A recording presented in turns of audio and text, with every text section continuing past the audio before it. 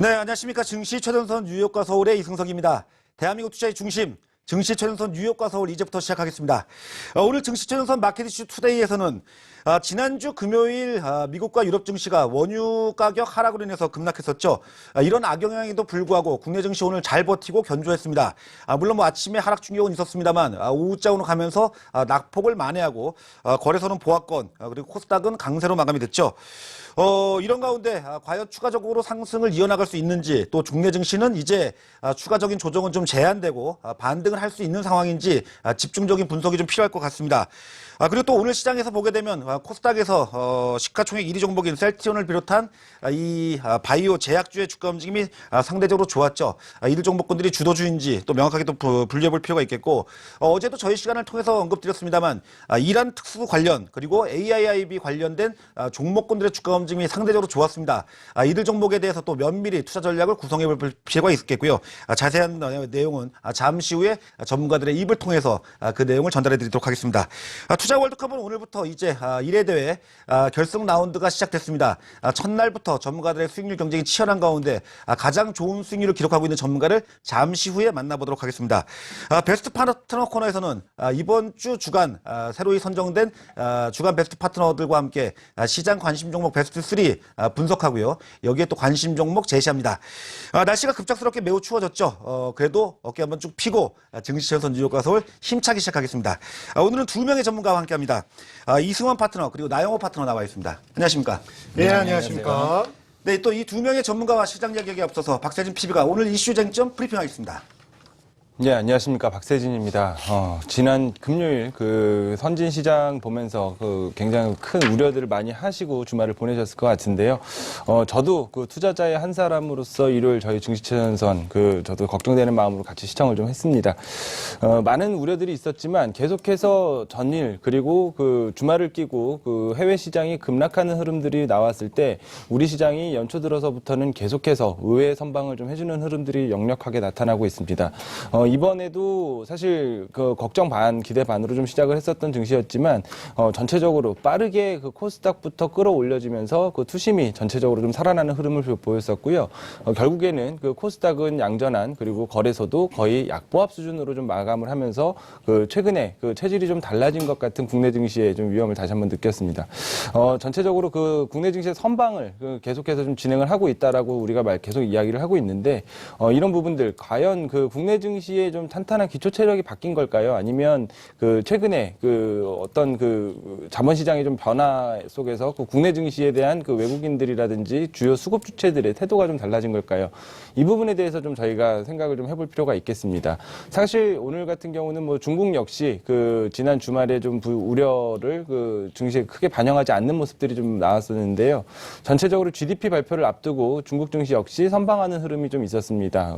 장중에 1.5%가량의 지수 상승폭을 좀 보이기도 했었습니다만, 전체적으로는 그 상승하는 흐름을 좀 보이면서 시장에 좀 안정을 좀 불어넣어줬고요.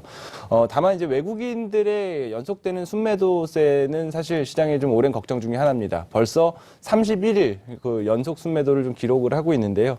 2008년도에 기록됐었던 최장 기간의 연속 순매도 일수가 33일입니다. 그래서 이번에 그 기록이 사실 뭐 좋은 기록 갱신은 아니지만 이대로 가면 그 2008년도의 기록을 또 깰 수도 있겠다라는 그 우려스러운 전망도 나오고 있는 상황인데, 오늘 수급표를 보면 재미있는 현상이 있습니다. 코스피와 코스닥 모두 외국인과 기관이 정반대 선택을 했다라는 부분인데요. 기관 같은 경우에는 오늘 삼성전자를 순매수 1위 종목으로 올려놓은 반면에 외국인 같은 경우에는 순매도 1위 종목으로 삼성전자를 올려놨습니다. 코스닥에서도 마찬가지죠. 기관이 셀트리온을 순매도 1위 종목으로 좀 선택을 했다라고 그러면, 외국인 같은 경우에는 오늘 셀트리온을 순매수 1위로 또 포진을 하면서 그 포트폴리오가 완전히 상반되는 흐름을 좀 보였기 때문에, 이런 차원에서 지금 주요 수급 주체의 그 시선 자체가 같은 시장을 바라보는데 완전히 다르다라는 부분도 저희가 좀 고민을 해볼 필요가 있겠습니다.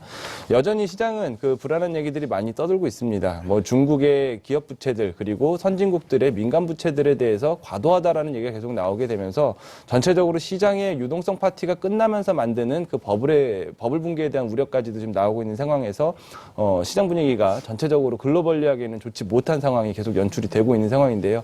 오늘 국내 증시 또 하나의 답을 좀 찾는 흐름들은 있었습니다. 그 주말 동안 발표됐었던 이란의 무역 재개 그리고 AIIB 관련된 부분들에 대해서 국내에서 또 수혜주를 찾는 흐름들이 역력한데 사실 이 두 가지의 재료는 서로 겹칩니다. 그 수혜주 측면에서는 업종이 같은 업종에 대한 수혜가 좀 예상이 되기 때문에 이런 부분들에 대해서 향후 저희가 좀 장기적으로 끌고 갈 수 있는 재료로 활용이 될지도 고민을 같이 해보겠습니다. 오늘 증시처에서 뉴욕과 서울에서는요, 오늘도 양호했었던 국내 증시, 과연 저점을 우리 시장에 좀 체력을 보고 통과했다라고 저희가 판단을 해도 되는 건지, 그리고 오늘 셀트리온의 시가총액 17% 이상 상승을 하게 되면서 약 2조 원 가량의 상승을 했습니다. 사상 최고치를 당연히 주가는 기록을 했고요. 제약바이오 전체적인 투자 심리를 다시 불어넣는 데 충분한 역할을 했었는데 이런 부분들 앞으로의 연속성에 대해서 또 고민을 안 해볼 수가 없겠죠. 또 저희가 심도 있는 논의를 좀 해보고요. 이란 특수와 AIIB 관련된 수혜주들로 예상되는 기업들의 강세가 있었습니다. 추세적으로 상승 가능한지에 대해서 집중 분석해 보도록 하겠습니다. 네, 박사님 PB 수고했고요. 잘 들었습니다. 시장이 여전히 아직은 좀 불안불안하죠. 하지만 또 분석하고 또 전망해 봐야 될 건 해야 되겠죠. 오늘 시작을 좀 이렇게 해보겠습니다. 전문가들한테 좀 단도직입적으로 좀 물어볼게요. 추가적인 조정폭이 크지 않고 좀 시장이 이제 좀 회복 국면을 보일 가능성이 있는지부터 물어보도록 하겠습니다. 이승원 파트너부터 답을 좀 주시죠. 네, 시장에 이미 답이 나와 있다고 보고 있습니다. 네. 지금 보게 되면 코스닥과 코스피 시장에 대한 양극화, 그리고 이제 종목에서 보여주는 흐름들을 보게 되면 지수, 이제 코스피만 놓고 보게 된다면은 지수가 아직 바닥을 찍지 못하는 그런 모습으로 보여지고 있습니다만 시장에서는 이미 신고가를 경신하는 그런 종목군들이 계속해서 지금 출현을 하고 있다는 얘기거든요. 그러니까 OLED가 한번 이 OLED가 무너지는 줄 알았었는데 다시 한번 신고가, 그다음에 제약바이오에서 돌아가면서 신고가, 특히 셀트리온에 대한 모습 이런 것들을 놓고 본다라면은 시장과 상관없이 종목들은 이미 지수에 대한 쪽을 이미 탈피를 해서 올라가고 있는 상황이고. 투자 심리가 아주 얼어붙은 건 아니네요. 네, 맞습니다. 그러니까 지금 보게 되면 시장에 대한 흐름은 이미 시장이 돌아선다라는 것을 가정하에서 이런 베팅에 대한 쪽이 일부 구간에서는 일부 종목들에 한해서는 이제 펼쳐지는 그런 모습이기 때문에 결국엔 이제 외부적인 변수에 대한 안정 이런 것들을 좀 찾는 구간이 아닌가 이렇게 보고 있습니다. 그래서 시장은 바닥을 바닥을 찍었다라기보다는 바닥을 확인하는 과정에 대한 쪽에 지금 들어가 있다 이렇게 보셔야 될 것 같고, 다만 이제 종목별로는 이런 아직까지도 이 고성장 섹터에 있는 종목군들, 우리가 이제 하이베타 종목군들에 대한 수익률 게임에 대한 쪽이 좀 더 펼쳐질 가능성 이런 것들을 좀 계속해서 염두에 두셔야 될 것 같습니다. 지금 하이베타 종목군들이 이전하고 많이 좀 바뀌었죠. 그러니까 네, 이제 시장의 지수하고 연동되는 동조화되는 흐름을 보이는 종목군들. 그러니까 지금 시장에서 그동안에 보게 되면 이제 제약바이오 구간이 크게 보게 되면 제약바이오가 쉴 때 움직였던 것이 OLED 전기차 이쪽이었거든요. 네. 근데 이제 이런 쪽이 좀 쉬어갈 때 오히려 이 제약바이오에 대한 쪽에 대한 강세 이런 쪽이 계속해서 된다는 얘기겠고요. 방송 말미에 말씀을 드리겠습니다만 결국에는 금리 인상이 지연되는 이슈, 이게 아마 시장에 먼저 선반영되고 있다 이렇게 보고 있습니다. 그러니까 다음 주에 미국의 FOMC 회의가 분수령이 될 가능성이 있다라고 그렇게 얘기를 해주시는 걸로 들립니다. 네네, 분수령이 될 수 있겠습니다만 그 전부 당장 내일부터 발표되는 중국의 GDP 아마 여기서부터 시장은 바닥을 찾으려고 하지 않겠느냐 이렇게 보고 있습니다. 전일도 저희 방송을 통해서 언급드렸습니다만 지난주 토요일에 AIIB 창립총회에서 리커창 총리가 중국의 작년도 한 해 GDP가 7%에 거의 육박할 것이다. 이를 기초로 해서 작년도 1분기, 2분기, 3분기의 수치와 4분기 예상 수치를 가감해서 산출을 해보면 대략 6.9% 정도 내외, 그러니까 시장 평균의 예상치가 현재 6.8%입니다. 그러니까 예상보다는 좀 좋아질 가능성이 높지 않냐 이렇게 저희 시간을 통해서 말씀을 드렸는데요. 오늘 중국 증시하고 국내 증시, 그다음에 대만 증시 정도는 그래도 좀 상대적으로 좀 좋았었고요. 나영호 파트너도 지금 아직도 여전히 어제까지도 좀 신중한 입장을 말씀을 했는데, 그래서 오늘 시장 보고서 느낀 어떤 소외라고 해야 될까요? 시장 현황은 어떻습니까? 일단 저점을 충분히 통과하고 있는 과정이 아닌가라고 생각이 듭니다. 근데 아직까지도 조금 여지는 남아있을 수 있다. 왜냐하면 우리를 둘러싸고 있는 여진들이 아직 그 악재 요건들이 좀 해소가 안 되고 있다 보니까 아직 시장은 좀 여진이 추가로 남을 수 있다라고 보겠습니다. 자, 근데 제가 자료를 하나 좀 준비를 했는데 네. 이제 AAII라고 해서 이제 미국 개인 투자자 협회라는 곳이 있습니다. 거기서 이제 투자 심리 최근에 어떤 식으로 움직이고 있는가를 좀 표를 좀 만들어 봤는데, 결과적으로 한 2012년 한 1월부터 최근까지 2016년 최근까지 본다라 그러면 개인 투자자들의 투자 심리가 어느 정도 상황인가를 좀 보여주는 흐름인데, AAII라고 해서 이 표준이 되어 있는 거 있는데, 말씀해 보면은 결론부터 말씀드리면 가장 투자 심리가 나쁘면서도 최극단 가장 안 좋은 부분에 머물러 있다는 걸 볼 수 있습니다. 그렇다라고 그러면 오히려 지금 현재 시장에서 지금 나타나고 있는 부분인데 저 파란색 수치가 나타나고 있는 부분이 아래로 내려갈수록 저점권에 더 놓여져 있을수록 투자 심리가 굉장히 안 좋고 시장에 대해서 좀 공포감을 느끼는 구간이라는 걸 볼 수 있습니다. 그래서 지금 이미 과거 굉장히 극단적인 수준을 넘어선 정도의 공포감을 느끼고 있다라 그러면 이미 상당 부분 이상 단기적인 바닥을 찍을 가능성이 대단히 높다. 근데 어제도 제가 말씀드렸듯이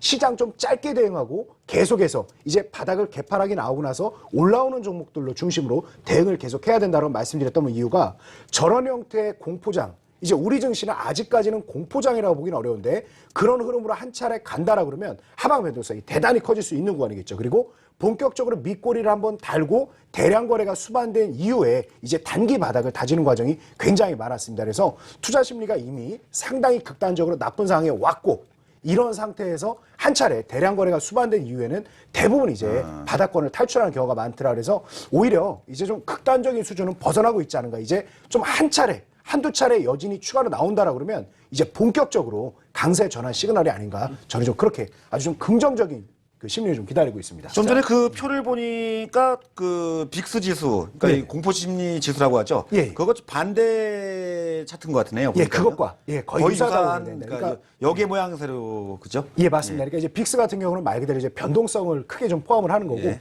이건 시장에 대한 전망치 등을 좀 더 많이 가지고 있다는 것에서 조금 차이가 있습니다. 이승원 대표, 예, 부연 설명. 12월 달하고 그러니까 1월 달이 달라진 점은 뭐냐면 그 12월 달은 전체적으로 다 빠졌죠. 시장이 빠지면서 모든 종목군들이 이제 여러 가지 이슈에서 같이 빠지는 형태였는데 이번에는 그 시장은 빠지긴 하는데 종목별로는 안 빠지는 종목군들이 나온다는 거거든요. 그러니까 이 종목과 지수 자체의 차별화가 이제 아주 극단적으로 지금 전개가 되고 있다라는 거죠. 그러니까 시장에서 일부에서 그러니까 12월 달에는 시장을 모두 다 안 좋게 봤다라면 1월 달 들어서는 시장이 돌아갈 것으로 미루 예상하는 사람들에 대한 베팅이 지금 나타나고 있다라는 거.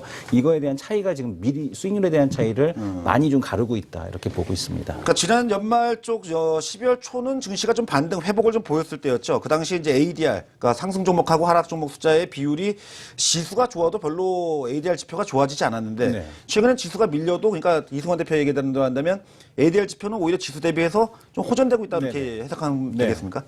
알겠습니다. 박세진 PB도 지금의 시장의 국면이 이제 네. 추가적인 조정을 더 우리가 열어놓고 아직도 봐야 되는 건지 아니면 그렇지 않고 이제는 어느 정도는 하방 경직 이제 추가적인 조정을 좀 우려를 좀 덜 해도 되는 상황인지 그거 좀 짚어주시죠. 저는 좀 남은 거는 이제 심리가 만들어내는 변동성만 남아 있다라고 좀 생각을 합니다. 이 부분이 사실 저희가 좀 정확한 수치로 어느 정도 폭까지 영향을 줄지 예측을 제일 하기 어려운 부분이기도 한데 극단적인 그 저희가 가장 크게 걱정했었던 한 가지 이슈를 좀 예를 들어서 말씀을 드릴게요. 그 많이들 그 저희가 그동안 이제 중국 관련해서 뭐 위안화 절하라든지 아니면 전체적인 그 중국에서의 뭐 외환 보유고 감소 많은 이슈들에 대해서 국내 시장의 그 걱정거리로 반영을 해왔었는데 아주 굉장히 재밌는 보고서를 나온 거를 좀 읽고 와서 좀 말씀을 드리려고 좀 준비를 해왔습니다. 네. 그 저희 한국은행과 그 중국 경제연구소의 그 합작 그 연구센터인 국제금융센터에서 그 12월 말자로 그 발간을 한 자료에 나와 있는 내용을 좀 가지고 나왔는데요.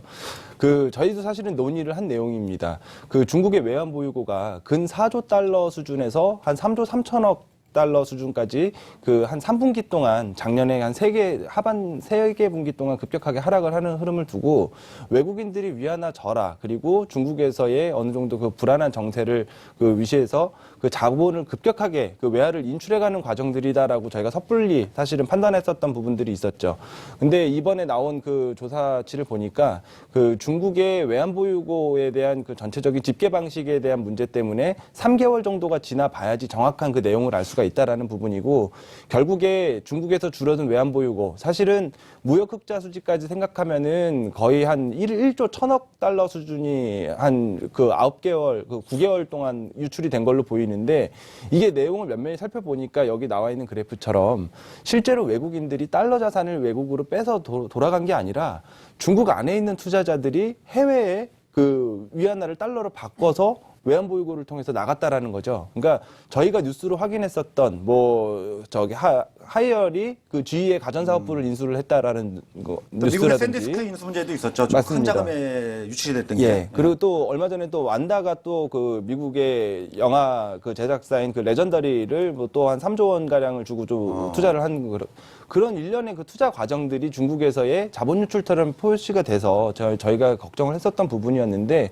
실제로 다음 장 수치를 살펴보니까 중국인들의 해외 투자 확대로 인해서 그 외환 보유고에서 빠져나간 유출이 그 대출과 예금을 합쳐서 50%가 넘는다라는 거죠. 그리고 오히려 시장에서 걱정했던 것과 다르게 외국인들의 중국 투자 축소로 진행된 유출은 음수입니다. 음수라는 거는 순유입이 됐다라는 거죠. 그렇죠. 그러니까 지금 그 저희가 중국에서 자본이 빠져나갔다라고 걱정하는 근 한 3개월 동안의 흐름 속에서 오히려 외국인들 같은 경우에는 낮아진 중국 증시의 밸류에이션에 오히려 순유입으로 주식과 채권을 매수를 하고 있는 과정들이 전개가 되고 있었다라는 부분이거든요.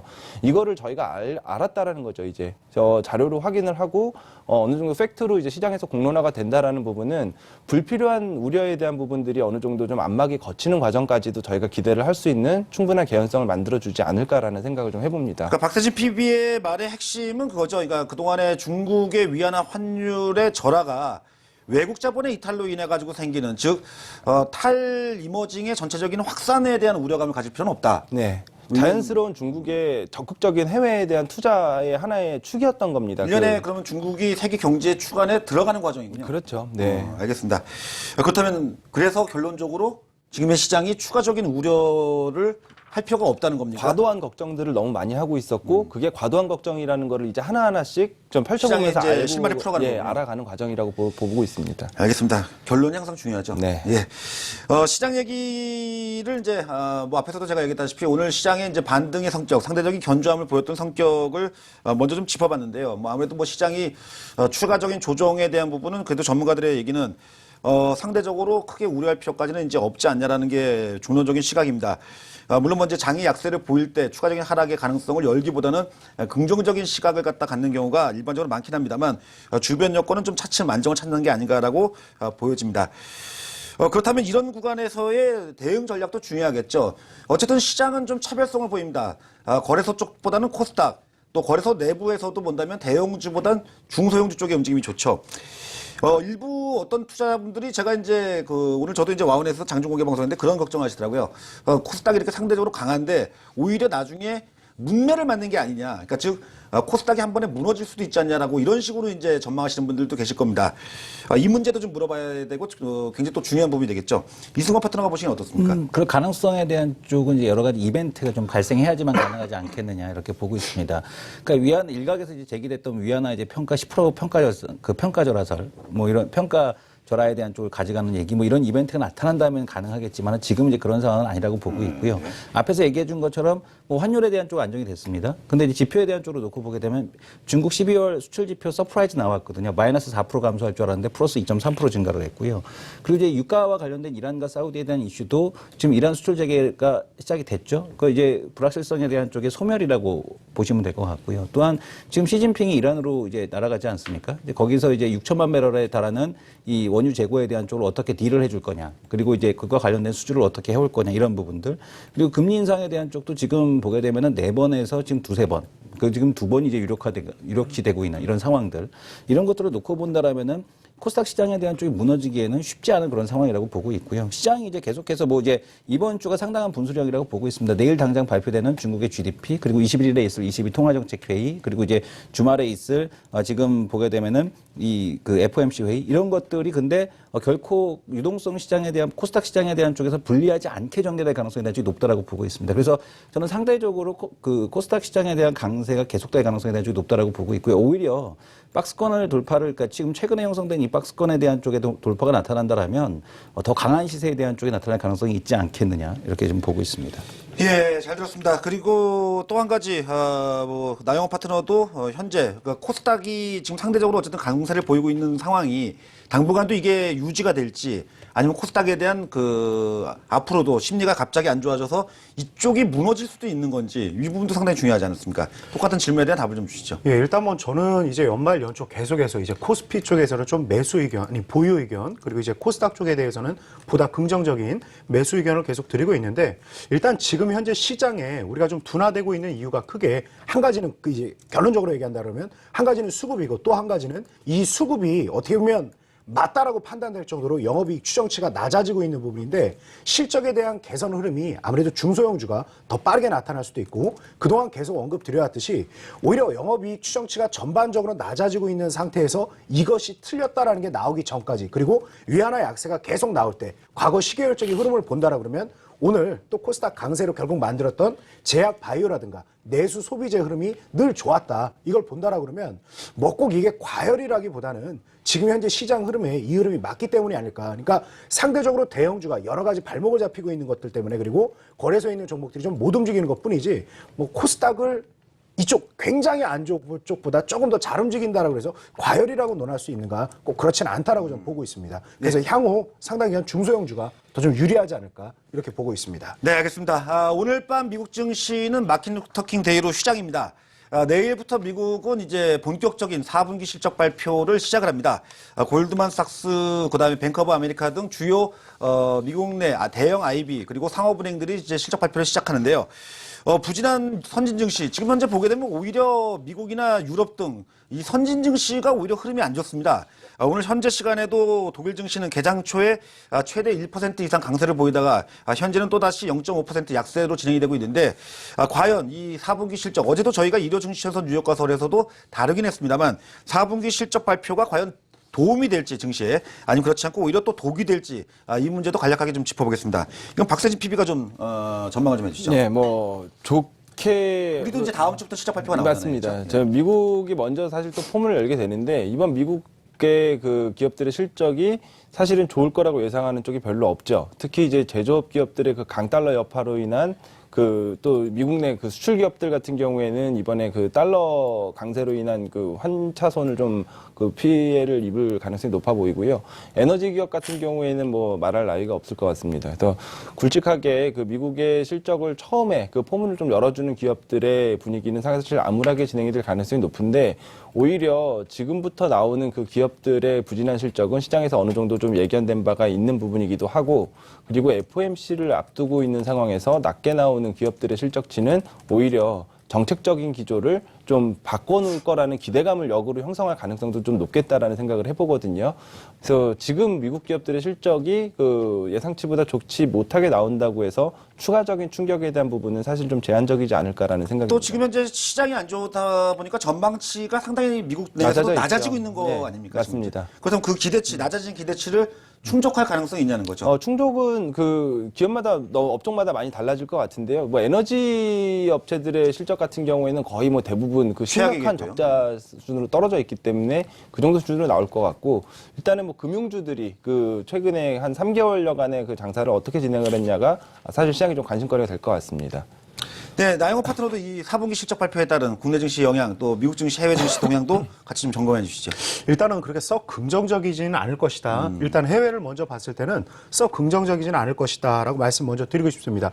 근데 상대적으로 우리 국내 기업들 워낙 더 나쁘게 사전에 평가를 받았기 때문에 우리가 상대적으로 더 돋보일 가능성이 굉장히 높다는 말씀 드리겠습니다. 그리고 미국 증시 관련해 제가 자료 한 가지 좀 준비해 봤는데 네, 보여주시죠. 결과적으로 지금 S&P 500에 대해서 우리가 고민을 해볼 때 미국 증시가 조정을 받고 있는 건 맞습니다. 아까 투자 심리에서 봤을 때도 굉장히 위축되는 모습을 많이 볼 수 있는데 결론은 언제보다 얼마나 더 나쁠 것인가가 가장 화두가 되지 않을까라고 생각을 하고 있는데 일단 2010년도 이후에 이제 고점 대비해서 시장 조정폭 이 파란색 곡선이 아래로 이게 파고 있는 게 뭐냐면 이제 고점을 대비해서 얼마나 조정을 받았느냐인데 2010년도에 한 20% 육박할 정도로 조정이 나왔던 때가 어떤 때였냐면 이제 PIIGS 본격적으로 이제 그 유럽 쪽 어떤 그 금융 리스크가 발생되는 그 사태하고 2011년도 미국 신용 등급이 강등되는 사태가 가장 이제 2010년도 이후에 미국 증시를 크게 휘청거리게 만들었습니다. 그리고 나서 최근으로 올 때 이제 PIIGS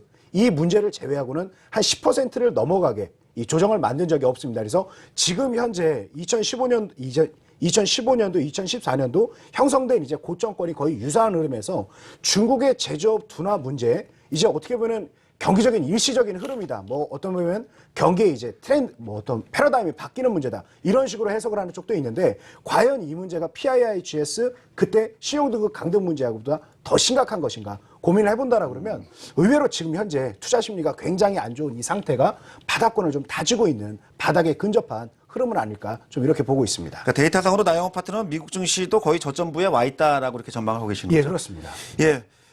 질문 내용을 이제 좀 바꿔보도록 하겠습니다. 뭐 시장에 대한 내용은 여기까지 해서 좀 정리를 해보겠고요. 뭐 중론적으로 이제 뭐 의견을 들어보셨으니까 알겠습니다만, 시장이 우리나라 증시가 상대적으로 견조한 원인 자체도 일단 뭐 글로벌 증시의 이슈가 뭐 국내 증시에 미치는 파급 효과가 이전보다는 좀 약화되고 있고, 뭐 수급도 요즘에 좀 기관적 수급을 통해 가지고 방어적인 수급이 유지가 되고 있죠. 추가적인 조정에 대한 우려감은 크게 갖지 않는 게 맞다라고 얘기를 해주고 있습니다. 종목과 업종 얘기로 좀 들어가겠습니다. 오늘 코스닥의 시가총액 1위 기업인 뭐 셀트리온이 상당히 의미 있는 주가 반등이 나왔죠. 셀트리온의 시가총액이 지금 13조 원을 돌파를 한 걸로 이렇게 알려지고 있고요. 사상 최고치를 기록하고 있습니다. 이에 따라서 오늘 오후에 제약바이오 업종의 다른 종목군들도 반등을 했고, 코스닥에서는 제약업종이 상승률 1위, 그다음에 거래소에서는 상승률 3위를 기록하면서 강세를 보이고 있습니다. 여전히 주도적인 개념으로, 이 주도주적인 개념으로 이들 업종군들을 접근해도 되는 건지를 물어보겠습니다. 이승환 파트너부터 이건 잘 답을 주시죠. 이제 의미가 좀 있어 보이는 거는 단순하게 상승을 했다는 것보다도 거래대금에 대한 쪽을 동반해서 상승했다라는 거, 그만큼 이제 시장에 대한 자금이 좀 많이 쏠리고 있다라는 거겠고요. 지금 보게 되면은 그 각 개별 기업별로, 그러니까 지금 이제 제약주에서 대장주 한미약품, 그 한미약품도 오늘 반등을 했고요. 그 다음에 이제 코스닥의 바이오의 대장주인 이 셀트리온에 대한 강한 상승 신고가, 이런 부분은 상당히 좀 의미가 있어 보입니다. 대장주가 살아있는 상태에서 최근에 이제 나타났던 것이 이제 이등주 찾기, 그러니까 거래소 같은 경우 유한양행, 종근당, 녹십자, 동아ST 이런 종목들에 대한 상승이 있었고요. 그 다음에 코스닥에서는 바이로메드, 그 다음에 인트론바이오, 그리고 또 이제 한올바이오파마 이런 기업들에 대한 상승에 대한 흐름들이 계속해서 이어졌었거든요. 그러니까 네. 이게 어떤 그 기업 하나, 물론 이제 셀트리온도 호재가 있죠. 그러니까 2월 FDA 승인권에 대한 쪽을 등에 업고서 지금 오늘 아침에 나왔죠. 뭐 그 충분히 예상이 됐던 거니까요. 그 동안에. 그러니까 이 부분이 이제 좀 더 그 뉴스화 되면서 상승폭에 대한 쪽을 늘렸지만, 그 외에도 2등주가 만약에 상승하지 못했다라면은 셀트리온에 대한 주가도 더 가기 어렵다라고 볼 수 있겠지만, 2등주까지도 지금 따라붙고 있는 상황이라면은 시장에서의 자금들이 쏠릴 수 있을 가능성이 대한 쪽이 높다라고 보고 있습니다. 그러니까 시장이 안 좋으니까 더 이게 집중화 현상이 생긴다고 봐야 되는 건가요? 네, 뭐 집중화 현상에 대한 쪽도 있겠습니다만, 시장에서 사실 그 실적이 이제 나오는 쪽, 그나마 이제 실적이 나오는 쪽이 어디냐에 대한 쪽에서 어쨌든 간에 뭐 한미약품 같은 경우도 이제 현금이 꽂히기 시작하는 시기 아닙니까? 네. 그리고 이런 것들을 놓고 보게 되면 추가적인 애로 가능성, 그리고 뭐 종근당 같은 경우도 어쨌든 올해 실적 개선은 예고가 돼 있었던 거고요. 이런 것들이 합쳐지면서 제약바이오에 대한 반등이 나타나고 있다라고 보여지고 있어서, 이런 흐름에 대한 쪽은 좀 더 더욱더 이제 조정이 나타난다고 하더라도, 내일 당장 이제 오늘 시장 반등에 의한 조정이 있다고 하더라도 이 흐름에 대한 쪽은 계속될 가능성에 대한 쪽이 높지 않겠느냐. 이 코스닥 박스권 돌파에 대한 주역은 여전히 뭐 제약바이오 이런 쪽에 대한 흐름으로 좀 보셔야 되지 않을까라고 보고 있습니다. 뭐 이 셀트리온한 종목이 뭐 아시는 대로 이 발행 주식 수가 굉장히 많죠. 그다음에 많은 개인 투자자분들이 또 관심을 갖고 있어가지고, 글쎄 뭐 제 기억에는 뭐 2000년대 중반 뭐 또 2010년 초반대 정도까지만 해도는 뭐 국민주 그러면 SK 하이닉스가 대표적인 네. 종목이었는데, 이제는 셀트리온이 국민주라고 불려도 뭐 과언이 아니죠. 바이오를 이렇게 쭉 보면서 느끼는 게 뭐냐면, 바이오는 그 사실은 그 기업에 대해서 정말 확실하게 분석을 하고, 거의 이게 바이오를 보면서 오늘 이제 식사를 하면서도 이야기를 나눴었는데, 내가 하면 로맨스고 남이 하면 불론이다. 그러니까 내가 투자한 바이오는 정말 좋아 보이거든요. 근데 남이 투자한 바이오는 내가 내용을 모르기 때문에 그게 다 부실 기업 같아 보이거든요. 그래서 바이오 기업에 대한 투자를 할 때는 정말 이제 철저하게 좀 기업에 대해서, 아니면 그 기술에 대해서 좀 숙지를 하면서 접근해야 될 필요가 있지 않겠느냐, 이렇게 보고 그런 있습니다. 대화를 밥 먹으면서 하셨군요. 네. 밥 먹을 때 좀 불러주시죠. 네. 네, 알겠습니다. 박세진 PB가 보는 오늘 셀트리온 주가의 반등, 어떻게 우리가 해석해야 될까요? 저도 뭐 코스닥 기업의 시가총액 1위 기업이고 대한민국의 가장 대표적인 바이오시밀러 기업인 셀트리온이 그 위상이 한 단계 레벨업 됐다라는 부분에 대해서는 굉장히 뭐 국민의 한 사람, 그리고 투자자의 한 사람으로서 기쁘게 생각을 하지만, 조금 찬물을 껴안겠습니다. 사실 보유하고 계시지 않군요. 그러니까 제가 뭐 저도 상당히 오랫동안 가지고 있었죠. 그래서 뭐 그거는 다 팔았군요, 그러면. 팔았으면은 저도 오늘 마음이 아팠겠죠, 사실. 근데 그런 거보다 일단은 오늘 셀트리온의 그 20% 가까운 상승에 앞서 브리핑에서도 말씀을 드렸지만 시가총액 상승분이 이제 약 2조 원 가량이 상승이 된 겁니다. 13조 원 되죠. 예, 예.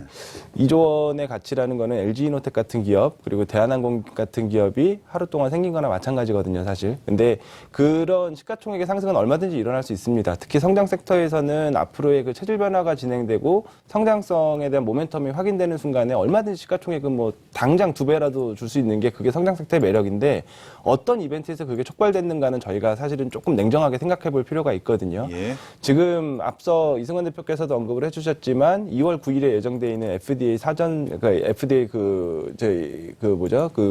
램시마 예, 관련된 램시마이가 이제 그 사전 미팅이 있죠. 예, 승인 미팅에 대한 그 사전 논의가 된 자리에서 셀트리온의 램시마가 안건으로 등록이 됐다라는 뉴스가 전해왔다라는 거죠. 2주 정도 빨랐던 겁니다. 원래 예정보다. 네. 근데 그 사실은 지금의 셀트리온의 그동안의 상승의 배경에는 이번 미국의 FDA 승인에 대한 부분은 거의 기정사실화돼 있었던 부분이었던 만큼 사실은 사실에 대한 재확인 정도의 이슈 정도로 확인할 수도 있는 부분이었는데 그 시가에 이렇게 강하게 반영이 된다라는 부분에 대해서는 어느 정도 그 시장에 대한 지금의 어느 그 불안 심리가 그 쏠림 현상으로 좀 극대화된 어떻게 보면 착시 현상의 일종이라고도 좀 얘기를 할 수도 있을 것 같아요. 일각에서는 오늘 외국인들의 셀트리온에 대한 매수가 공매도 쇼커버링, 그게- 손절매가 뭉친 거다. 그게 굉장히 지금 설득력 있는 얘기입니다. 그래서 그걸 보고 외국인들이 이제 본격적으로 사들이는구나라고 거기에 이제 동참해서 매수를 가담한 개인 투자자분들도 많으실 거라는 거죠. 그래서 그 앞서 말씀해 주셨죠. 바이오라는 기업 그 업종 특성상 면밀하게 저희가 내용에 대한 분석을 반드시 해봐야 된다라고 말씀을 해주셨기 때문에 그냥 투자자의 한 사람으로서 셀트리온을 냉정하게 분석을 한다라고 그러면 최근에 진행되고 있는 유럽 지역에서의 그 레미케이드, 그 셀트리온이 바이오시밀러로 만들어낸 그 복제약이죠. 그 오리지널 약이죠. 레미케이드의 판매 가격이 얼마나 떨어졌는지 한번 확인을 해보시면 지금 우리가 막연하게 그 장밋빛 전망만 계속해서 그리면서 주가의 레벨업을 앞으로도 지속적으로 볼 수 있을까에 대해서는 한번 조금 진지하게 고민을 해보실 필요는 있어 보입니다. 근데 이제 이런 의문이 듭니다. 그러니까 작년도 같은 경우에 성장 섹터 중에서 가장 화려한 상승을 보였던 종목이 아시다시피 이제 아모레퍼시픽이거든요. 네네. 근데 아모레퍼시픽도 당시에 이제 실적이 좋아지고 있다. 또 하지만 이제 주가가 이제 좀 고평가 논란이 생기면서 시가총액 20조 위에서는 좀 조정 가능성을 많은 전문가들이 얘기했는데 중요한 건 거기서 별로 조정이 안 나오고 있잖아요.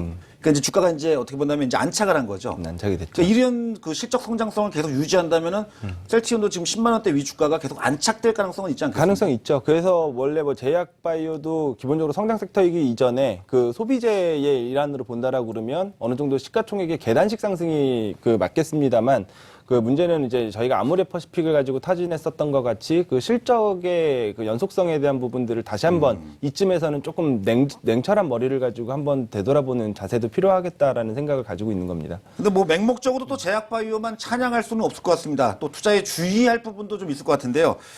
대장주군, 그러니까 주도주군의 주가 강세로 인해 가지고 비주도주군 쪽에서 따라간다고 해서 과연 이거를 전체 업종이 어떤 상승 효과로 기대를 할 수 있는지 아니면 그렇지 않고 또 상승 효과 나올 수도 있는지 이 문제도 중요한 것 같습니다. 이건 나영호 파트너가 좀 답해 주시죠. 네, 결론부터 말씀드린다면 저는 워낙 제약바이오를 긍정적으로 보고 있기 때문에 네. 뭐 이쪽 관련해서 계속 또 좋다. 그러니까 뭐 전체가 다 좋을 수 있겠습니까? 그러니까 업종 전체에 대한 옥석 가리기는 계속 나와야 되겠습니다만 지금 이 시점에서 셀트리온이 이렇게까지 강세 움직임 나오는 거, 뭐 앞서 뭐 공매도에 대한 쇼커버링 아니냐 이런 부분도 얘기가 나오고 있습니다만 공매도 수급도 결국은 수익을 내고자 하는 부분입니다. 근데 그럼에도 불구하고 못 버티는 이유가 뭔가 내가 매수했던 종목이 밀렸을 때 손절매하는 것과 뭐가 다를지 한번 생각해 본다라고 그러면 오히려 지금 추세를 뭐 단순하게 내가 먼저 상방을 잡았던 하방을 잡았던 이 순서 때문에 뭐 부정할 필요는 없다라고 말씀드리고 싶고 무엇보다 제약바이오가 지금 가장 올 한 해 동안 기대가 되는 부분이라고 그러면 다른 어떤 뭐 성장 섹터 여러 가지가 있겠습니다만 일단 제약바이오는 말 그대로 사람 몸에 하는 겁니다. 그러니까 그 어떤 업종보다도 굉장히 깐깐하고 굉장히 오랜 기간 검증을 거쳐야 됩니다. 그 검증에서 이제 국제시장으로 계속해서 널리 뻗어나가고 있는 흐름이 나오고 있다는 것. 2015년도부터 나오고 있는 이런 흐름이 지금 제약바이오로 계속 강세 흐름을 만들고 있지 않은가. 그리고 그 선도에 계속해서 셀트리온이 서 있기 때문에 이 종목이 단독으로 계속 이렇게 강세를 보이고 있지 않은가라고 생각이 듭니다. 일단 이동주 쪽에 대해서도 지금 워낙 기존의 제조업체 자체들이 실적이 썩 이렇게 시원찮게 지금 나오고 전망이 되고 있는 상황이기 때문에 오히려 이동주, 삼동주 쪽 제약 바이오에 대한 기대감은 계속될 것이다. 전 이렇게 보고 있습니다. 네, 뭐 일부 시청자분들께서는 이제 왜 증시현선 뉴욕가설에서 이렇게 제약 바이오를 자주 다루냐, 또 전기차, 그리고 지난번에 그 주가 움직임이 좋았었던 뭐 일부 업종군들만 집중적으로 자꾸 시장에서 방송에서 분석하냐고 하는데 그만큼 이렇게 좀 이해를 하셔야 될 것 같습니다. 시장이 슬림화되어 있다는 거죠. 좋은 쪽이 별로 없는데 안 좋은 쪽에 대한 부분을 자꾸 부각하는 것보다는 투자자분들한테 좋은 쪽을 자꾸 설명을 해드리고 정확한 어떤 투자의 판단을 하시게끔 도와드리는 게 방송의 순기능이 아니라는 생각을 개인적으로 해봅니다. 참고하시고요. 마지막으로 한 가지 그 업종군을 좀 더 보도록 하겠습니다.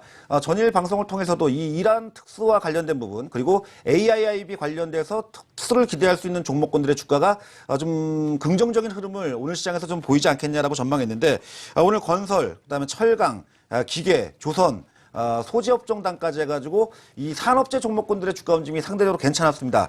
과연 이들 종목들이 이런 이슈로 인해 가지고 추가적으로 그러니까 추세적인 상승이 나올 수 있는지도 투자자분들한테 상당히 중요한 매매 전략이 될 텐데요. 이 문제도 또 전문가들한테 물어보겠습니다. 이승원 대표부터 좀 답을 주시죠.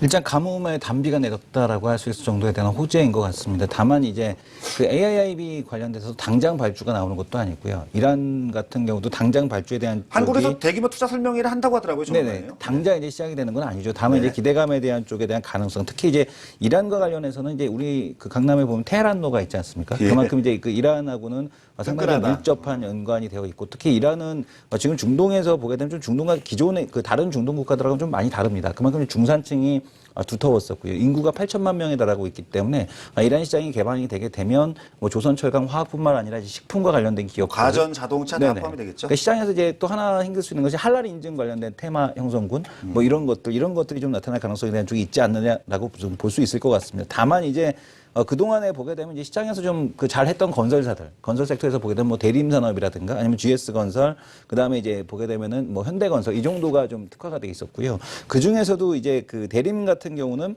가스 정유공사 쪽에, 그리고 잠깐 이제 차트를 보게 되면은 프로젝트 발주 규모에 대한 쪽에 대한 전망에 대한 쪽이 나와 있는데 이란의 이제 그 공종별 프로젝트 발주 전망에서 보게 되면 이제 가스에 대한 쪽에 가스 시설과 관련된 그 전망 그 수출 그 수주의 발주가 이제 급격하게 늘어날 거다라는 얘기가 나오고 있습니다. 근데 이제 가스 산업과 관련돼서 이제 그동안에 했던 게 대림 산업과 GS 건설이고 현대건설은 토목 발전 쪽에 집중이 돼 있었거든요.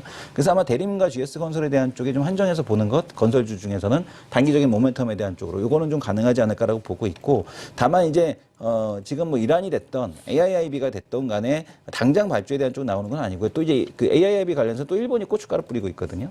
일본 같은 경우는 또 지금 보게 되면은 아시아 인프라 정비에 향후 5년간 차관, N차관 방식으로 해서 그동안에 빨리 이제 그 한 1,100억 달러 이상 투자를 하겠고 또 그 금액에 대한 쪽을 실행 시간도 3년에서 1년으로 단축을 시켜서 AIIB보다 좀 어떻게 좀 먼저 치고 들어가겠다 이런 얘기를 하고 있어서 발주에 대한 쪽이 나오는 기대감만으로 올라가기에는 좀 한계가 있지 않겠나. 우리나라 기업들도 빨리 움직여야겠네요. 네네. 일본은 고춧가루도 먹지도 않으면서 고춧가루. 그러니까 지금 보면은 뭐 시진핑 같은 경우는 지금 이란으로 바로 달려가서 달려갔죠. 예. 그러니까 왜냐하면 6천만 배럴의 재고에 달하는 그 원유 재고에 대한 쪽과 이 건설에 대한 딜을 해버리게 되면 그러니까 지금 이승원 대표의 종합적인 얘기는 그러니까 수혜 기대감은 있으나 실제적으로 점진적인 수혜 기대감 정도. 네네. 그러면 주가의 전망은 어떻겠습니까? 어차피 주가라는 건 기대감으로다가 작년에도 한번 그 작년에도 건설업종에 대한 쪽이 이제 그 이란 시장에 대한 쪽에 열린다라는 기대감으로 한번 반등이 나왔었거든요. 그거보다는 좀 약한 반등 정도는 가능하지 않겠느냐 이렇게 보고 있습니다. 나영호 파트너의 전망도 궁금합니다. 예, 일단 뭐 대단히 좋은 소식인 건 분명합니다. 뭐 사업 규모 자체가 워낙 뭐 엄청나다 보니까 뭐 지금 이제 중동 쪽 해외 플랜트 쪽 수주가 조금 좀 어려움을 겪으면서 국내 대형 건설사도 그렇고 뭐 소재 쪽, 철강 쪽도 대단히 어려운 부분이 많은데 오히려 저는 뭐 대형 건설사도 당연히 뭐 좋겠습니다만 중국에서 계속 얘기하고 있는 소재 쪽에 대한 재고 소진 이런 일을 통해서 좀 진행이 되지 않을까 그래서 오랫동안 좀 잠들고 있는 아주 너무너무 힘겨운 시기를 보내고 있는 철강 쪽에도 굉장히 좀 한번 좀 좋은 기회가 되지 않을까 그래서 2016년도에는 이 철강 섹터 움직임도 한번 이제 좀 잠에서 깨어나지 않을까 좀 기대를 할 만한 그런 내용인 것 같습니다. 그리고 마지막으로 박세진 PB도 이들 업종군 중에서 이제 좀 옥석을 가린다면 지금 어쨌든 범위는 굉장히 좀 넓잖아요. 네. 이쪽이요. 그나마 이게 어떤 그 일이라는 게 선우가 있지 않습니까? 가장 먼저 수혜를 받는 쪽이 있을 거고 점진적으로 늦게 수혜를 받는 쪽이 있을 거고요. 어느 쪽으로다가 먼저 선투자나 또 내지는 선관심이 바람직한 걸까요? 바람직한 걸까요? 일단은 저희가 AIB 관련해서도 앞서 말씀을 해주셨지만 그 국내의 그 대형 건설사들이 그 대형 프로젝트는 많이 수주를 받아봤는데 다자간은행이 주도하는 그런 그 SOC 투자의 그 컨소시엄 구성으로 해가지고 그동안 굵직하게 그 진행을 해봤었던 이력이 없습니다, 사실. 그래서 사실 그 독자적으로 워낙 시공 능력이나 이런 부분들이 좋았었기 때문에 그 컨소시엄을 크게 구성할 필요가 없었던 부분들이 가장 컸었겠지만, 요런 형태의 입찰에서는 그 국내 기업들의 선전일, 과거 막 6, 7년 전에 세계 시장을 누비던 그 위상을 또 기대하기는 조금 현실적으로 제약이 있을 것 같고요. 이란 관련해서는 사실 벌써 이제 올해만 그 2015년, 2016년에만 그 건설하고 전체적으로 가스 시공 관련된 부분에서 한 6억 불 정도 수준의 수주가 지금 예상이 되고 있는 상황입니다. 그래서 이런 부분들에 대해서는 저희가 좀 건설주들을 좀 볼 필요는 있을 것 같은데 AIB 관련해서는 사실 너무 크게 좀 펼쳐보는 거는 좀 오히려 독이 될 수가 있다라는 좀 생각을 하고 있고요. 오히려 지금 중국 내에서도 그 중국에도 그 굵직한 건설사들, 특히 이제 국영기업들이 많이 있지 않습니까? 그 전체적으로 건설사들이라든지 그 산업재 소재단 기업들보다도 이 AIB를 통해서 이제 추후에 진행될 그 ITC 사업들, 그 이제 소프트웨어적인 거예요. 예, 그런 쪽들에 대한 기대감이 지금 더 크게 일어나고 있는 상황이거든요. 특히 그쪽은 중국이 독자적인 기술을 해결을 못하고 그 주변 IT 강국들의 어느 정도 도움을 요청을 해야 되는 분야이기 때문에 국내 기업들 중에서는 오히려 그런 IT 인프라 구축에 조금 강점을 가진 기업들. 어떤 기업이 있을까요? 예를 들면은 뭐 IT라고 할 수는 없지만 뭐 다원시스 같은 회사들도 좀 그런 범주에 들어갈 수가 있을 것 같고요. 전체적으로 클라우드 컴퓨팅 관련된 부분들, 그리고 전산회계를 처리하는 뭐 더존비전 같은 회사들도 그 범주가 좀 저희가 사고를 좀 확장한다면 가능성을 좀 열어둘 수 있지 않을까라고 생각이 듭니다. 의외의 투자 아이디어네요. 잘 참고하시기 바랍니다. 오늘도 뭐 시장에 대한 뭐 다양한 내용들을 분석하고 또 전망을 해봤죠. 어쨌든 뭐 시장 자체가 그래도 오늘 한숨을 좀 안도를 하게끔 만들어줘서 좀 다행입니다. 어제 걱정하셨던 분들 그래도 오늘 시장 보면서 그나마 좀 무난하게 잘 넘어가고 이 시장의 흐름이 내일도 또 이어졌으면 하는 바람입니다.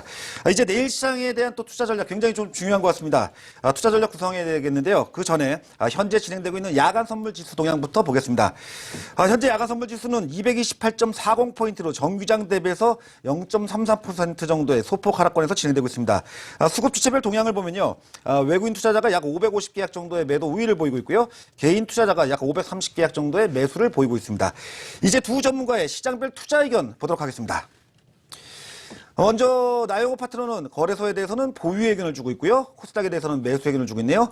이승원 파트너는 양시장 모두 매수의 의견을 주고 있습니다. 나영호 파트너부터 시장 투자 의견에 대한 근거와 또 투자 전략 구성해 주시죠. 예, 뭐 거의 저점이 근접하고 있는 게 뭐 느껴지고 있습니다. 시장 분위기가 오늘 특히 굉장히 큰 개파락을 맞고도 이제 거의 보합권까지 끌어올리면서 이제 저점 반발 매수 유입도 기대를 할 수 있는 부분이고 외국계에서의 매도 흐름도 좀 진정되는 게 보여지고 있습니다. 하나 좀 외국계 수급에 대해서 제가 자료를 한 가지 좀 보여드린다라 그러면 일단 최근 빠져나가고 있는 자금들이 이제 오일머니일 가능성이 높다 이런 얘기가 굉장히 높게 나오고 있어서 이 자료 한 가지 제가 준비를 해봤는데 산유국 이제 사우디아라비아, 뭐 캐나다, 노르웨이의 한국 주식 보유 금액이 상당히 지금 눈에 보이다시피 2012년 이후로 좀 많이 감소하고 있는 모습을 볼 수 있고. 특히 이제 사우디 중앙은행이 보유한 한국 주식 투자 자금 비중이 거의 뭐 한 몇 년 새 한 거의 절반 수준까지 떨어져 있는 걸 본다라 그러면 뭐 전량 회수야 다 하겠습니까? 그렇기 때문에 일단 거의 좀 막바지에 온 건 아닌가라고 생각이 듭니다. 그렇지만 앞서도 말씀드렸듯이 제가 거래소에 대해서는 조금 이제 중립해서 약간은 좀 신중한 태도를 계속 유지하고 있는 이유가 뭐냐면 지금까지는 사실 우리 시장에 공포감까지 들 정도의 흐름은 사실 없었던 것 같습니다. 그렇죠. 이 움직임에서 이제 본격적으로 한 번 더, 왜냐면 지금 현재 1870선이 우리가 PBR 기준으로 봤을 때 뭐 0.87배다, 뭐 과거 역사적 저점이다, 뭐 이런 어떤 논리들이 계속해서 좀 방어에 대한 논리를 만들어주다 보니까 그런 부분이 있는데 이 위치에서 한 차례 더 좀 하방으로 변동성이 확대가 될 때 이제 대거 투매가 좀 유발될 수도 있고 굉장히 좀 불안한 흐름이 나올 수 있는데 이걸 계기로 해서 본격적인 반등이 나올 가능성이 높다 그래서 지금은 뭐 좀 길게 뭐 바로 단시간 내에 시장이 뭐 급반등으로 이어진다는 가능성보다는 일단 횡보를 먼저 만드는 게 우선이다라고 좀 말씀드리면서 배트를 좀 짧게 주고 좀 장이 눌릴 때 좀 추가적으로 편입을 하고 장이 조금 올라오면 좀 아직 아쉬움이 남더라도 좀 비중을 줄이는 이런 어떻게 보면 비중 조절 전략이 가장 현명하고 중요할 때가 아닌가라고 말씀드리겠습니다. 그래서 일단은 섹터별로 본다라 그러면 뭐 건설과 엔터 그리고 헬스케어 그리고 음식료 쪽 이렇게 실적 개선세가 나타나고 있거나 성장 스토리가 유효한 섹터에 대해서는 아직 더 관심을 가질 때다 이렇게 말씀드리겠습니다. 그러니까 그런 좀 조심스러운 시황의 시각은 거래소 쪽이 위주고 코스닥은 상대적으로 낮다고 보시는 거죠? 예, 왜냐하면 이 자금 흐름이라든가 시장 분위기를 아무래도 거래소가 더 받고 이 빠져나가고 있는 자금에 대한 뭐 이 선물 지수 오늘 하루 사실 선물 시장에 대한 이 개선이 상당히 우리 증시를 끌어올리는데 일조를 했는데 이런 부분에 대한 영향이 아무래도 거래소가 더 크기 때문에 조금 더 거래소에서는 보수적인 의견을 좀 드렸습니다. 네. 미스터 바이 이승원 대표. 네. 시장 섹터에서 이제 그 코스피를 사는 얘기는 아니고요. 네. 지금 보게 되면 섹터별로 봤을 때 잘 버티고 있는 섹터가 어디냐를 좀 보셔야 될 것 어느 같습니다. 쪽일까요? 그러니까 지금 보면 컨텐츠에서 뭐 CJ, CGV 같은 쪽들, 그다음에 CJ, CGV, CJ ENM 같은 경우를 합쳐보게 되면 그 밑에 뭐 지금 보게 되면 뭐 J 컨텐츠나 SM 같은 기업들 이런 기업들 아주 좋은 모습을 보여주고 있거든요. 네. 그러니까 이런 섹터를 사자는 얘기죠. 그러니까 코스피에서도 보게 되면 이런 섹터를 사자는 얘기고 코스닥으로 넘어와서 보게 되면 지금 헬스케어 쪽 관련된 쪽들은 전부 다 신고가거든요. 바텍, 뷰웍스부터 시작해서 이런 기업들, 그다음에 이제 필러 기업 같은 이게 필러와 같은 이제 그 뷰티 같은 쪽들, 뭐 네. 휴메딕스, 휴젤, 케어젠, 이 필러 만드는 기업들 전부 다 이제 좋은 모습들을 보여주고 있고요. 뭐 당연히 제약바이오 좋은 모습들을 보여주고 있습니다. 그래서 이런 섹터에 대한 쪽으로 좀 그 집중할 필요는 있겠고 또 하나 이제 우리가 좀 집중해야 될 거는 사후면세점과 관련된 기업들 거래소에서 바닥 사후면세점은 뭐죠?